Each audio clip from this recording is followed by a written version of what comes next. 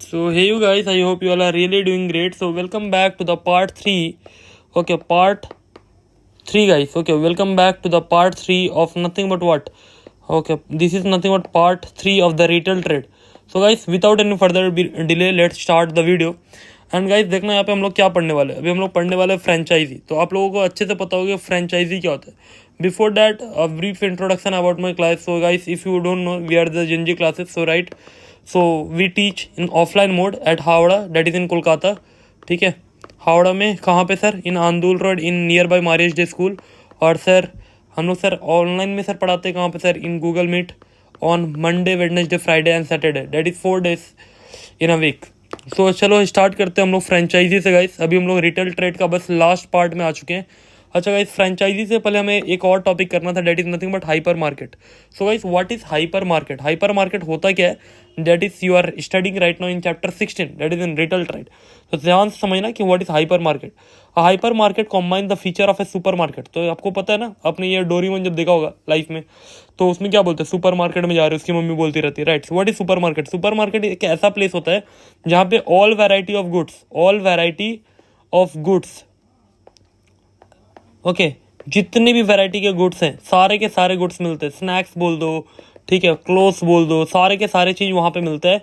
क्यों? क्योंकि सर वो होता है 5,000 स्क्वायर मीटर का, sorry, it is very large retail establishment. तो सर वो बहुत बड़ा होता है. In India any retail store, sir कोई सा भी रिटेल स्टोर हो जिसका 5,000 स्क्वायर फीट से ज़्यादा अगर भरा है, तो सर उसको हम लोग क्या बोलेंगे? हाइपर मार्केट बोलेंगे. अगर आपसे पूछता है what is the meaning of hyper market, तो आप ये भी बोल सकते हो any retail store occupying the space more than 5,000 square feet, that is nothing but the hyper market. So therefore it is usually situated with in the metro and city limits. तो याद रखना, ये जो मेट्रो सिटीज़ है ना, जो top cities है, जैसे कि Bengaluru, Kolkata, okay, Kolkata, okay, there सा मुंबई, देयर सा दिल्ली. सो ये सब जगह पे सर ये सब चीज़ ज़्यादा सिचुएटेड रहते हैं. ओके, सो क्या होता है यहाँ पे? वेस्टर्न कंट्रीज में बहुत ज़्यादा होता है, right. Typically outside the city limits hyper market deals in a very wide range of goods.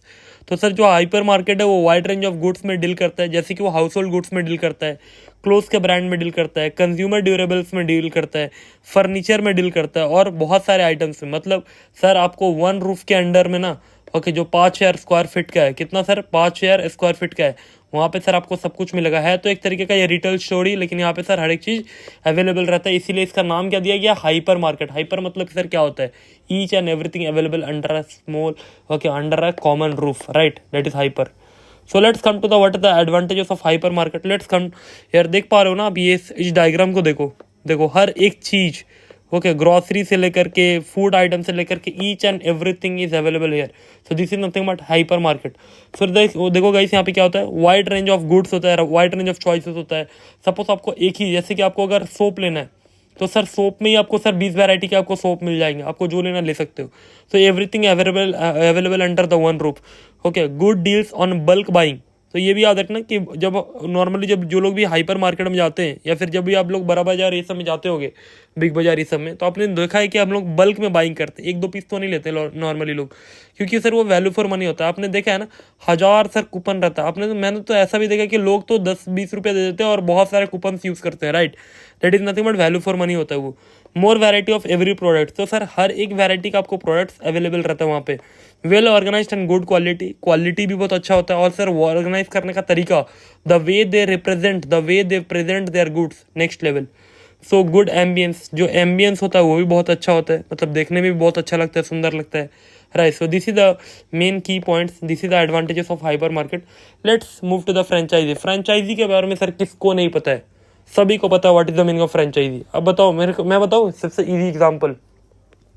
Sir आपको कुछ याद है कुछ साल पहले ये MBA चाय वाला, आपको कुछ याद आ रहा है सर? ओके सर, आपको कुछ याद आ रहा है MBA चाय वाला का कहानी? MBA चाय वाला ने क्या किया था? सब लोग सर बोल रहे थे ना ऐसा करके कि MBA चाय वाला ने ऐसा कर दिया वैसा कर दिया. तो that is nothing but they are selling their what? They are selling their sir franchisee. Sir वो लोग सर अपना क्या बेच रहे थे? सर वो लोग सर अपना फ्रेंचाइजी तो बेच रहे थे. So let's come to the meaning of franchisee कि सर फ्रेंचाइजी का मतलब क्या होता है. Franchisee is a commercial concession by which a company or a by person grants 10 retailers the right of selling the products or services in a specified area. समझना ध्यान से. Suppose Haldiram है सर, क्या है सर? हल्दीराम है. हल्दीराम का सर क्या एक ही सर आपको पता है कि सर उसका मेन हेडक्वार्टर कहाँ पे? किसी को भी सर नॉर्मली, आपको तो पता है ना बीकानेर ये सब में, राइट। लेकिन आपको पता है क्या, कोलकाता में भी इतने बड़े बड़े हल्दीराम्स हैं, दिल्ली में भी है, मुंबई में भी है, इवन कि सर इवन आउटसाइड इंडिया है। तो सर वो सब सर क्या है sir, they are nothing but franchise.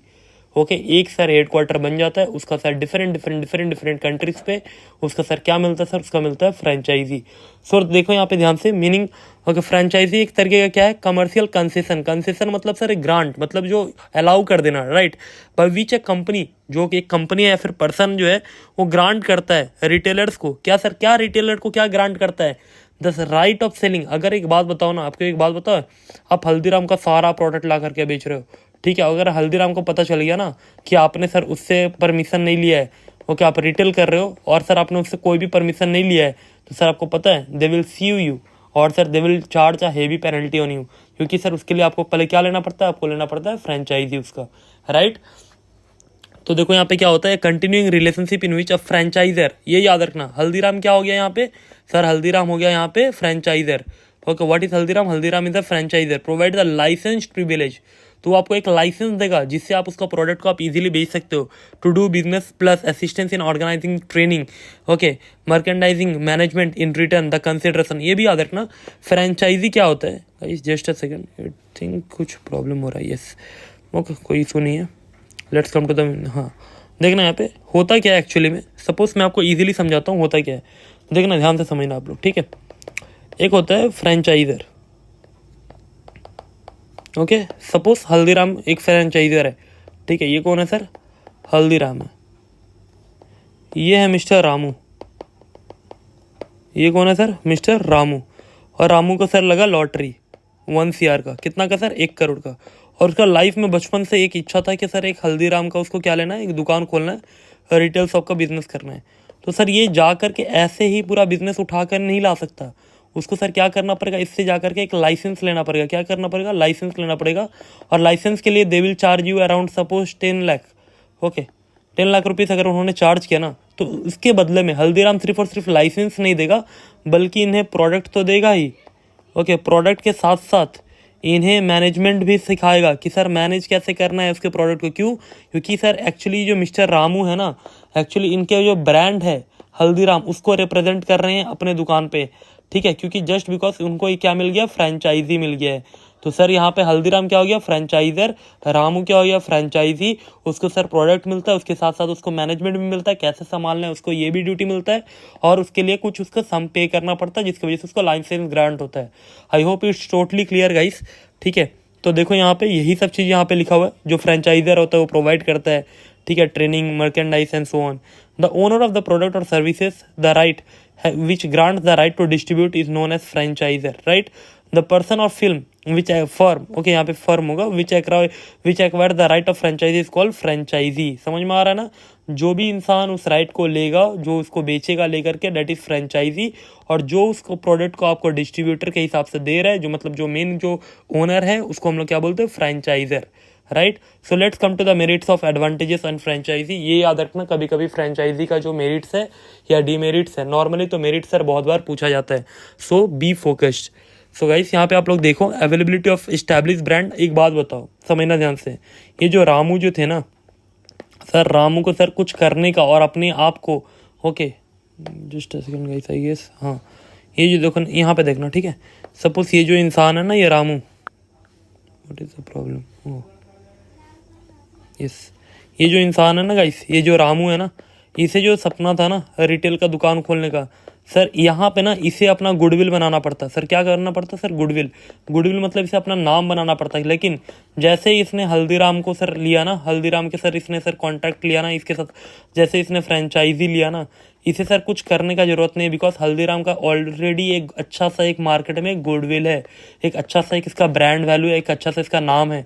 तो सर रामू को सिर्फ और सिर्फ लेकर के अपने दुकान में लगाना है, सजाना है प्रोडक्ट को, और सर वो अपने आप ही उस प्रोडक्ट को बिकने लगेगा, राइट। इसका सर सबसे बड़ा मेरिट यही है, availability of establish brand. Number 1 sir यही हुआ कि जो ब्रांड है वो ऑलरेडी एस्टैब्लिश है, उसका ऑलरेडी एक ट्रेडमार्क है, ओके, तो इसलिए उसको उतना उसमें कुछ ज़्यादा करने का ज़रूरत नहीं होता है, राइट। और ये भी याद रखना, फ्रेंचाइजी जो है, जो इंसान है, जो फ्रेंचाइजर्स है, वो ईजिली क्विक, ओके एंड बहुत अच्छे से मैनेजमेंट को प्रोवाइड करता है, जिससे जो फ्रेंचाइजी है, जो इंसान है जैसे कि मिस्टर रामू हमारे केस में, वो सर क्विक और इजी स्टार्ट कर पाते हैं बिजनेस को, उतना कुछ सोचने का भी जरूरत नहीं होता है। Number 2 standard, okay standardised goods and services. जैसे कि आपको पता है कि हल्दीराम का ऑलरेडी नाम है, ओके तो सर मैं क्यों जाऊंगा हल्दीराम का एक रिटेल शॉप में या फिर फ्रेंचाइजी में, जस्ट बिकॉज सर मुझे पता है कि हल्दीराम का जो प्रोडक्ट है वो कभी भी ख़राब नहीं होगा, उसका एक ऑलरेडी एक अच्छा गुड्स है, एक अच्छा सर्विसेज देते हैं। ओके उनका जो रेपुटेशन है मार्केट में सालों सालों से है, right. The franchisor take a specific steps to ensure that the products and services all are franchised outlet are uniform। ये भी याद रखना, अगर आप एक फ्रेंचाइजी लेते हो ना, अगर आप फ्रेंचाइजी लेते हो तो कोई भी अपने मन का प्रोडक्ट को आप डाल ही नहीं सकते हो। जो भी फ्रेंचाइजर जो आपको बोलेंगे ना, सिर्फ और सिर्फ मतलब सॉरी जो फ्रेंचाइजी जो है जो कि हल्दीराम है, अगर वो आपको जो बोलेगा वो सिर्फ और सिर्फ आप वही प्रोडक्ट को आप डाल सकते हो, ठीक है। और ये याद रखना क्लोज कंट्रोल हमेशा फ्रेंचाइजी का ही होता है, ना कि फ्रेंचाइजर का। Let's come to the advertisement support. आपको एडवर्टाइजमेंट करने का सबसे इंपॉर्टेंट सर पॉइंट तो यही है कि आपको एडवर्टाइजमेंट करने का कोई भी ज़रूरत ही नहीं पड़ता। क्यों नहीं सर, क्यों नहीं पड़ता सर?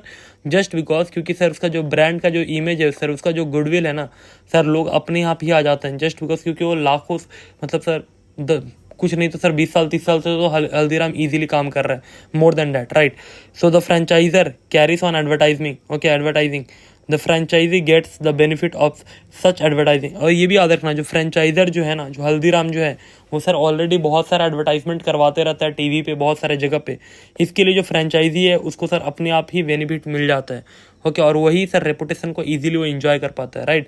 सपोज मैं ना एक टीवी पे एक नया लड्डू का प्रचार देखा, ओके आपको पता मैं क्या करूँगा, मैं सर उसके बगल के जो आउटलेट है, that is nothing but sir outlet मतलब सर जो फ्रेंचाइजी जिसने भी ले रखा है, मैं उसके दुकान पे जाऊंगा और बोलूँगा सर ये वाला लड्डू आया है क्या, क्योंकि मुझे पता है क्यों आएगा इस जगह पे, जस्ट बिकॉज इसलिए आएगा, जस्ट बिकॉज क्योंकि वो भी हल्दीराम का ही फ्रेंचाइजी है, right. So that is all, okay. तो ये भी याद रखना, रेपुटेशन अच्छा सा एंजॉय करता है। फाइनेंशियल असिस्टेंस, ये भी याद रखना, okay franchisor offers a wide range of financial assistance to the franchisee in the form of short term credit। ये जो मिस्टर रामू है ना, इसको सारा का सारा पैसा देने का ज़रूरत भी नहीं है, और कोई सर प्रोडक्ट अगर डैमेज निकला ना तो भी इसको कुछ करने का ज़रूरत नहीं, जस्ट बिकॉज क्योंकि इसका जो फ्रेंचाइजी है, okay that is Haldiram, sir वही उसको पेमेंट करेंगे। और लो डाउन पेमेंट पे सर फ्लेक्सिबल तरीके से लोग सर फ्रेंचाइजी को ले पाते हैं। इसलिए सर आप देखना कि हल्दीराम का प्रोडक्ट बहुत जगह पे आपको आउटलेट दिखाई देगा ऑल ओवर इंडिया में, right. I hope is totally clear कि सर फ्रेंचाइजी क्या होता है और सर हाइपर मार्केट क्या होता है। Let's come to the disadvantage. Just आपको पता है ना, किसी भी चीज़ का सर जो एडवांटेज होता है तो सर उसका डिसएडवांटेज भी होता है। So let's start without any delay, and I guess it will take 2 to 3 minutes hardly अब इसको पूरा ख़त्म करने में। देखना ध्यान से आप लोग कि पहला क्या है, फीस एंड रॉयल्टी। ओके आपको पता है ना, फीस एंड रॉयल्टी आपको अच्छा खासा देना पड़ता है, जस्ट बिकॉज क्योंकि सर उसका नाम जो है ना बहुत ज़्यादा नाम है, ठीक है।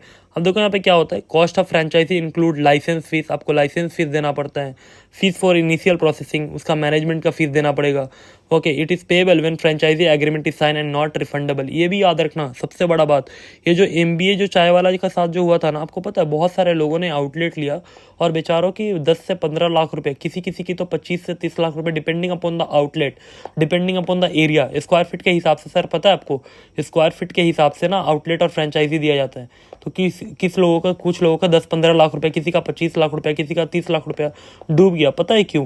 क्योंकि सर वो जो रहता है ना, जब भी एक फ्रेंचाइजर जो है, एक जो फ्रेंचाइजर है जो भी फ्रेंचाइजी लेता है ना, जैसे ही आपने सर एक साइन किया, जैसे ही आपने साइन किया, वो नॉन रिफंडेबल अमाउंट होता है। याद रखना ये बात हमेशा आप, ठीक है। सो ये सब चीज़ प्रैक्टिकल है, और मैं सर हमेशा बोलता हूँ कि commerce is never a theoretical subject, it's always been a practical one.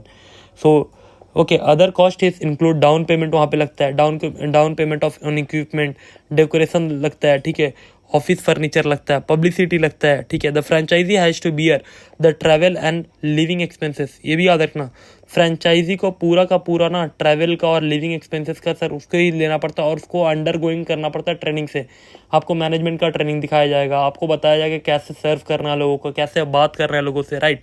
सो आपका सारा का सारा ये जो फीस एंड रॉयल्टी से सब आपके पॉकेट से जाएगा, क्योंकि सर कोई भी फ्रेंचाइजी, सपोज हल्दीराम, वो अपने पॉकेट से तो आपको सर कुछ भी नहीं देने वाला, ऊपर से आपको सर हेवी अमाउंट चार्ज किया जाता है फ्रेंचाइजी के लिए, जस्ट बिकॉज क्योंकि उन लोगों का सर मार्केट में क्या है, गुडविल है, ठीक है, एक ब्रांड वैल्यू है।